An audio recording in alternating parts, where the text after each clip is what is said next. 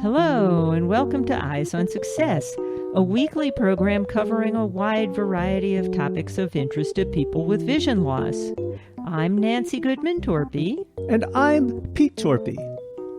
You can bird from your backyard or your window or a local park. You don't have to go down a trail. We're trying to also help normalize all these other ways of enjoying birds, even virtually through our virtual field trips. Like folks can tune in and go birding in 4 different states at once. It's pretty cool. Imagine birding from the comfort of your own home via Zoom. Well, let's hear about that. We'll speak with Freya McGregor, Birdability Coordinator and Occupational Therapist, and Michael Hurben, an avid birder with vision loss, about the organization and how anyone can enjoy birding and the wonderful outdoors, even if they can't leave their own home. But first, for our tip of the week. This week, we have 2 guests, so we have 2 tips. The first is from Freya McGregor. There's a really amazing app, if you have a smartphone, called Merlin Bird ID, and it's made by the Cornell Lab of Ornithology, which is up in upstate New York, but they have bird packs for all over the world. If you're in another country or you're traveling to another country, it's free. It's really nifty, especially if you're a beginner birder. They have a few different things in there. If you can see the bird, it can help you identify the bird. You just tell it the date and the place you are and a couple of the colors that you saw and the behavior that the bird was doing and the size. It gives you options for all those. And then it will generate a list of possibilities. It's not always right, but it can help you get somewhere close if you really don't know where to start, especially if you're brand new. They have a new feature in the app with sound ID because birds have all these different calls, and you can bird by ear very successfully. A lot of sighted birders bird by ear. So the sound ID thing will listen to what you're listening to, and it will generate the birds that it thinks you're hearing, which is also a really nifty tip to help you, especially when you get started.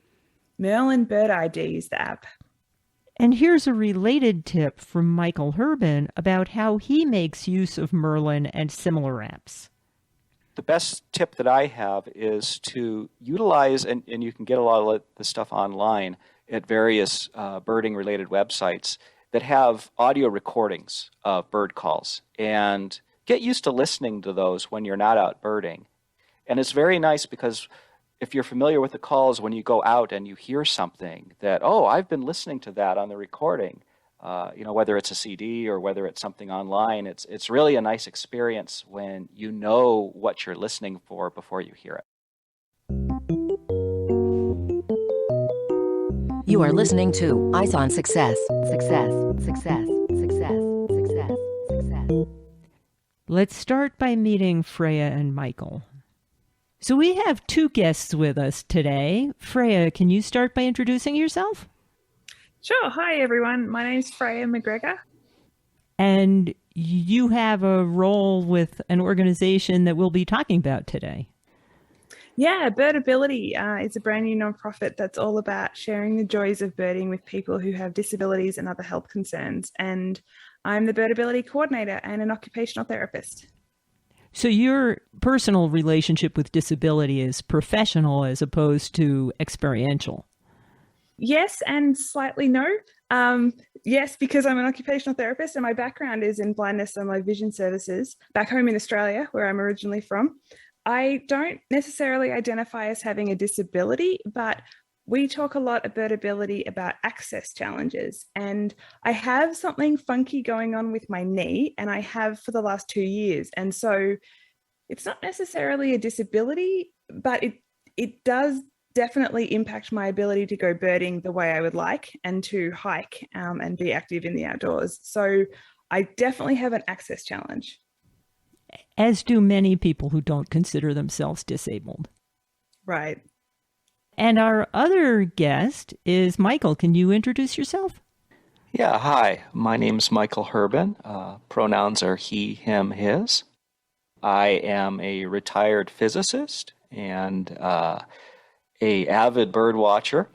And I met up with Freya probably, last February when she had contacted me online, and I've been an active member of the Birdability community since then. And I am legally blind due to retinitis pigmentosa, so I have about 15 degrees of my central field left, and no night vision to speak of. And most birders go out during the day, but the other issues will come up when you're trying to find a bird. Oh, yes, that's really the problem. Yes. If I can get it into that central 15 degrees, then yeah, I will see it. And so I consider myself extremely lucky that I do have a remnant of my vision. I don't know for how long. And I understand you have an interesting goal to reach before you've lost too much vision. Yeah, when I first discovered birds, it was I was in my mid-20s, and my vision started to fail within a few months after that. Just wasn't very good timing. And in the few years that passed beyond that, when I realized how badly my eyesight was going to degrade and how degraded it had become, and that I had reached the legal blindness criteria, I had just made a decision then that it's not going to stop me from birding, and that I'm going to set a really aggressive goal in order to keep myself at this. And that's kind of when I came up with the idea that I would see half the world's species. Well, I'll amend that. I would identify at least half the world's species, because I had to learn to accept the idea of ticking a bird off the list that I had only heard and not seen. That was something that took me a while to learn to be content with. It's worth noting that there are a lot of bird species in the world, and I have never met anyone. I've been birding since I was a kid. My parents are birders back in Australia, and I've never met anyone who has been aiming to see 5,500 species, seeing or hearing 5,500 species of birds, until I met Michael. So this is a pretty epic undertaking. And how many are you up to so far? I have just crossed 4,500. Wow. That's amazing. Yeah, so I've got less than 1,000, so it's, I don't have to look at a 4-digit number anymore. It's a 3-digit number. So I feel like I'm within striking range. Eyes on Success is made possible in part by our corporate partners. Underwriting pairs the impact of targeted marketing with the integrity of community goodwill. Learn more by sending an email to hosts@eyesonsuccess.net. This week's focus topic is birding, especially for people with various access challenges. Well, Freya, in the introduction, you mentioned Birdability and that it was a pretty recent program. Can you tell us when it got started and what its mission is? Yeah. So the story of Birdability goes back 3.5 years. Our founder, Virginia Rose, she's a manual wheelchair user in Texas, and she's been using a manual wheelchair since she had a spinal cord injury when she was a teenager. She's now retired, and she says she discovered her best self in nature. She didn't notice anyone else out birding with a wheelchair, and so she decided to make it her mission to try and encourage as many other folks with mobility challenges to go birding and to experience all the joys and all the benefits that birding can provide, like having a sense of community and the learning opportunities, the exploration, whether that's exploring far off places or a local park near you that you've just never been to before. There's all these health and wellness benefits we know about. There's a growing body of evidence to support what a lot of people just inherently know, that being in nature is good for us. And birds are often that kind of excuse to be out in nature for a lot of bird lovers. And so she wanted to share those joys of birding with folks with mobility challenges. I came into the picture about a year ago, and as an occupational therapist with my background, I was like, hang on, there's all these other folks too that we could be bringing into birding who have access challenges of different kinds, but who definitely can be birders. Anyone can be a birder. The really awesome thing about birding is that there's no wrong way to enjoy birds, and you can do it by hearing, you can do it by sight, you can do it walking or mobilizing down a trail, you can do it stationary at a bird feeder or a bird blind. So it's a really accessible hobby or career if you want to make it your career. So we became a nonprofit in January. I'm the only staff member at this time, which is exciting and a lot of work, but it's such exciting work to do.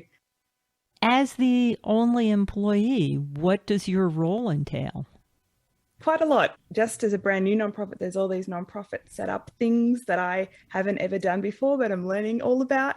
Fundraising, for example. There's operations and admin stuff, and then there's the programmatic stuff and putting things out into the world.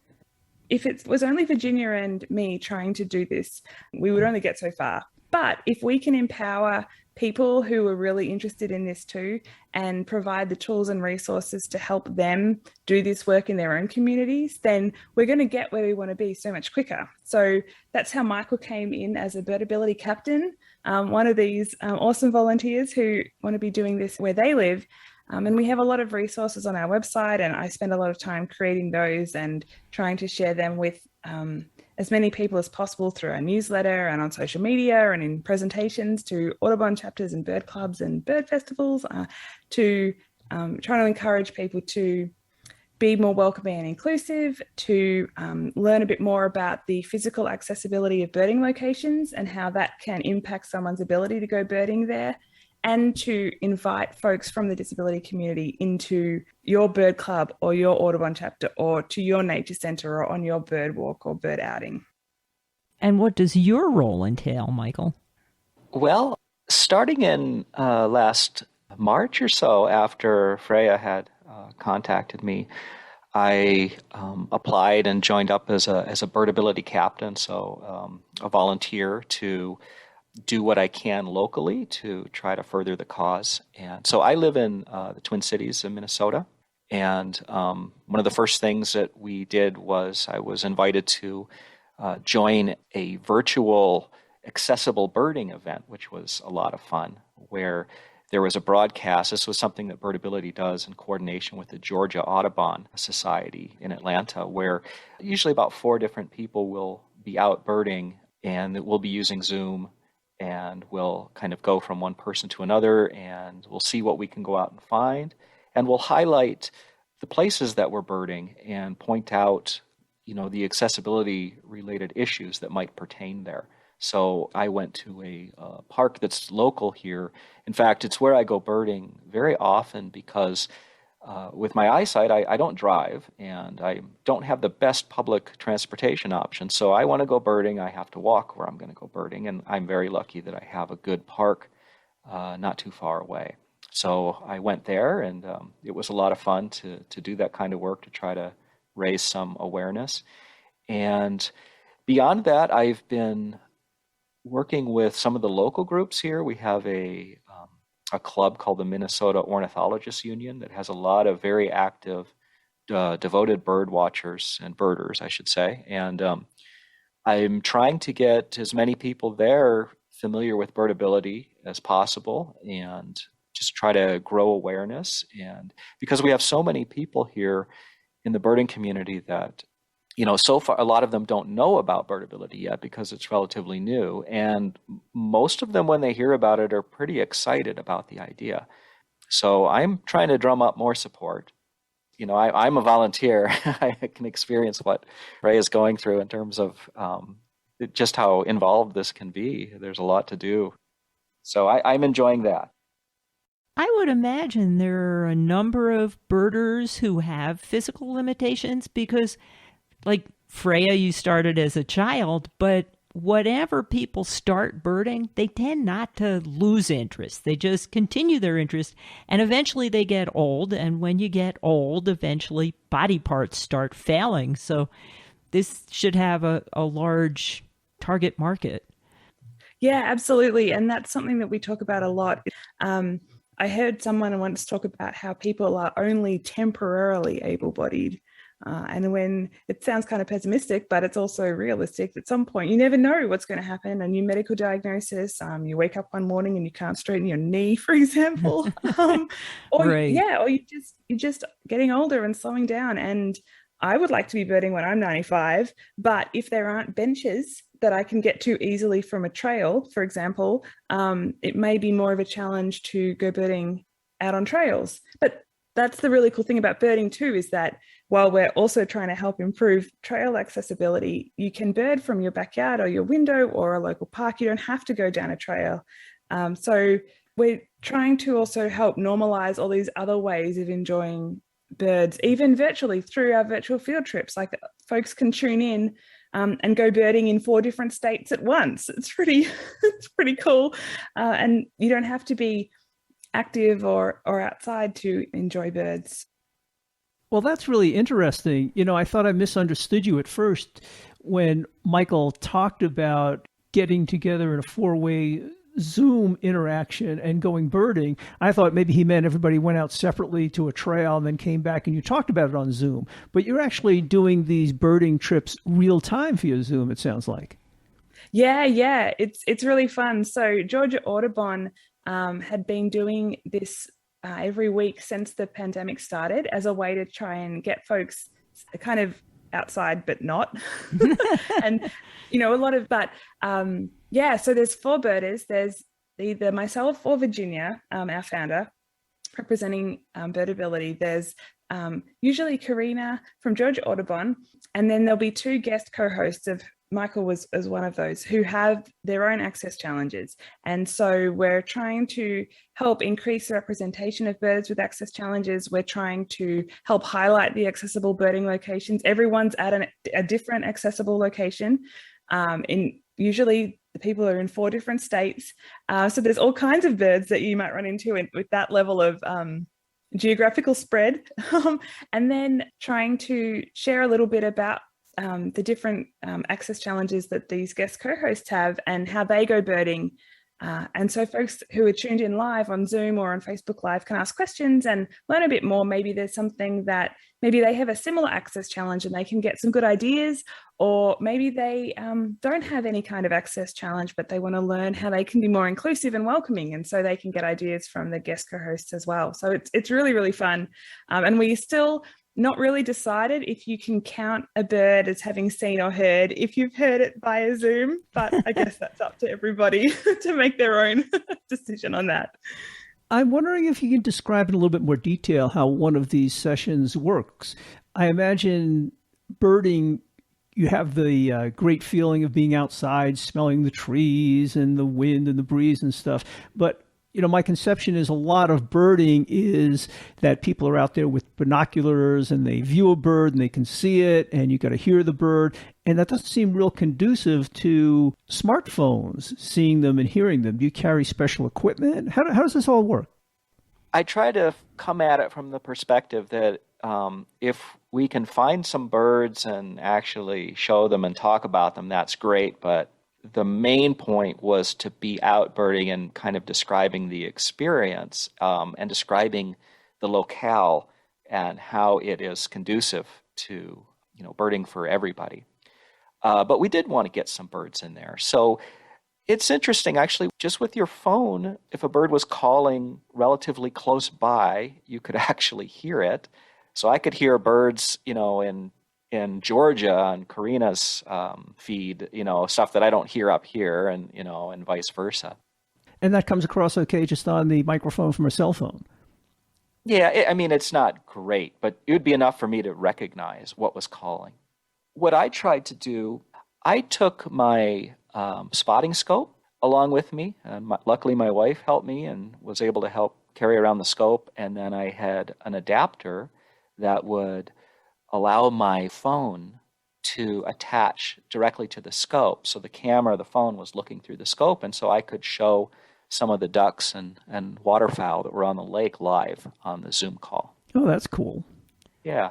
We also make sure to describe what the bird looks like in case someone can't see it, even if we have got it in our optics. And if we can hear it, or even if you can only hear it a little bit, we try and describe a little bit what that sounds like so that if someone was deaf or hard of hearing, and they were in attendance, they could kind of catch up with that a little bit too. And then if we know anything more about the bird, like maybe a little bit of its behavior or where it's found or maybe where it migrates to in the winter, we try and share a bit about that too. So, Michael, I'm curious. Pete and I take a lot of walks, and we'll be walking along, and he's totally blind, and I'm fully sighted, and he'll hear a bird. And he say, "That sounds interesting. What is it?" And he'll point, and I'll look, and my reaction is usually, I don't know, it looks like a tree. But I've got really good distance vision and a full field of view. How do you find the birds with such a narrow field of vision? That's a really good question. Often I will hear them before I see them, and that's kind of the clue. So I can kind of triangulate to the general area where the sound is coming from, and luckily my ears are still working really well. Once I have a general direction, I have to do something that it's kind of the opposite of what most people would do, and kind of opposite of what you would naturally be inclined to do, which is to get closer. I will actually tend to go farther away. Because, the further away I am, the more area gets into my central field. If I'm looking at a distant tree, I can see the entire tree from a distance. If I'm standing next to the tree, I can't because, you can only see a little bit at a time. So I fight that natural impulse to go up to the tree. And rather, I try to position myself so that I can see, the entirety of it. And then I just have to be very patient and look for movement. And of course, that's why, having the binoculars, once I see the movement, I can generally get on that area and get it into my binoculars, and then I stand a good chance of seeing it. So that is a particular part of birding when you're birding in an area that has a lot of trees and a lot of vegetation that's very dense. Very often these places are dark also if you're in a deep forest. And those are extremely difficult places for me to go birding. And, unfortunately, that's where most of the birds are. The birds love trees. The more trees, the merrier. Yeah. I really enjoy, a lake full of waterfowl is pretty easy because they're sitting ducks, no pun intended. They're not going anywhere. They're going to just putter around out there, and you can take your time and look at them on the scope, and, it works really well. And the same thing is usually true with shorebirds that like to come to like the mud flats, and they work their way.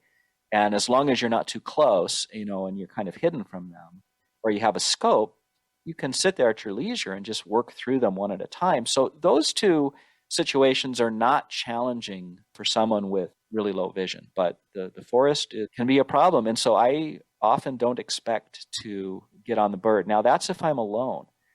Fortunately, my wife is a wildlife biologist by training. She grew up as a little girl birding. And so she's extremely experienced and a very good birder. In fact, I met her shortly after I discovered birds, shortly before I learned about my eyesight. So it was all kind of funny how it all came together. But when I realized she was a birder, I married her instantly. And so anyway, when I'm with her, she really helps, obviously, to put me on the birds because she's fully sighted. And I would guess, like many other sports and recreational activities, it's not just the statistics that count, how many birds have I recognized, but it's also the socialization and the interaction with other people that makes birding a lot of fun. There's a big push too at the moment in the birding community that I think will just get bigger and bigger, which is veering more away from that listing approach where you're trying to get as many birds on your life list. That's one way to enjoy birds. That's not the only way. And slow birding or casual birding, sort of being more mindful, using birds as therapy, just enjoying the birds for whatever they're up to with no other agenda than appreciating them is also another way of enjoying birds. And a lot of people will kind of have some combination of the two when they go birding. So if you like listening to birds or looking at birds, then as far as I'm concerned, you're a birder. Welcome in. It's a great fun hobby and the community is amazing. You are listening to Eyes on Success. Success, success, success, success, success. Now for this week's final item, how to learn more about birdability and birding in general, and how to contact Freya McGregor and Michael Hurben directly. Well, Freya, this organization Birdability certainly sounds like it can be a lot of fun and very rewarding. Can you tell people how to find out more about it? Yes, please visit our website. It's Birdability, that's one word, birdability.org. And we have a lot of information up there, including a lot of resources and tools to get you started. And we're looking forward to adding more and more as we learn more and more from other birders with access challenges. You can also follow us on Facebook or Instagram or Twitter at Birdability. You can sign up for our newsletter too on our website. That's only monthly. And there's also a Facebook group called Birdability Birders. If you have an access challenge and you want to go birding, or if you really want to learn more about this, join the Facebook group. And that's sort of self-sustaining. You know, people share resources in there and ask questions, and that's really cool as well. And you can be in community with other birders with similar interests and values that way, even if you don't live anywhere near anyone else like that. And if people had questions for you, can they reach you directly? Yeah, the contact us form on our website goes straight to me. My email address is info@birdability.org. And how about you, Michael? If people had questions for you or wanted to connect with you, how would they do that? I do have a blog. In fact, that's how Freya found me, I believe, back last year. It is not nearly as informative. It's not a birdability related one, but it's called legallyblindbirding.net. It really is kind of just my experiences with the intersection between doing a lot of birding and trying to deal with my eyesight issue at the same time. Do you also have a social media presence? Yes, I do on Instagram. It's Birding Despite Disability. And if somebody had a question for you, how would they reach you? My email address, which is hurbenm, HURBENM, @gmail.com. And in case you missed any of that in the audio, you can find all of that contact information in the show notes associated with this episode at www.eyesonsuccess.net. And in the show notes, we'll also have some links to some previous episodes in which we talked about birding if your vision isn't exactly perfect. I also want to mention for those of you who are differently abled, if you subscribe to our Eyes on Success YouTube channel, you can not only listen to Eyes on Success, but you can get closed captions that you can read along with. So subscribe to that YouTube channel. Just Google Eyes on Success YouTube. That's it for show number 2142. Next week on Eyes on Success, we'll be talking about a recently passed United Nations resolution that commits every country to providing eye care. Many people around the world suffer from vision problems that are readily treatable, and this new UN resolution aims to address this problem. We'll speak with Jessica Thompson, Head of Policy and Advocacy at the International Agency for the Prevention of Blindness, about the resolution and what they hope to accomplish. And if you want to learn what the UN is doing for blindness around the world, join us for that episode next week. You've been listening to Eyes on Success, hosted and produced by Nancy Goodman Torpey and Peter Torpey. You can access the full archive of previous shows, subscribe to the podcast, and much more by going to our website, www.eyesonsuccess.net. If you have questions about anything you've heard on the show or have suggestions for future shows, send an email to hosts@eyesonsuccess.net. Thank you for listening and have a nice day.